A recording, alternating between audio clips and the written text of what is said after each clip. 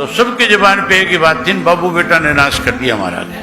तुम्हारे महेंद्रगढ़ में, नारनौल में क्या चर्चा है, क्या कहते हैं लोग, ये सरकार किसने बनाई है अब की बार की? हुड्डा ने बनाई है। हुड्डा ने भी एक षड्यंत्र के तहत बनाई। कांग्रेस पार्टी के पास 30 एमएलए थे पिछले चुनाव के अंदर, 2019 में जीते थे। साथियों, 30 के बारे में जब सर्वे कराया गया, कौन जीत सकता है, इसमें जब सर्वे की जब एक रिपोर्ट आई, कांग्रेस की रिपोर्ट में भी, मैंने जो करवाया उसमें भी, और बीजेपी ने जो कराया, उस तीनों में एक बात खुल करके सामने आई कि कांग्रेस के जो 30 एमएलए, अगर इन 30 के 30 को दोबारा टिकट दे दी तो 16 हार जाएंगे। अगर इन 16 की जगह नए चेहरे उतार दिए तो फिर कहीं कांग्रेस के 30 भी जीत सकते हैं। तो बीजेपी वालों ने ईडी वालों से छापे मरवाए अलग अलग बिल्डरों के यहाँ पे, और बिल्डरों के छापे पड़े।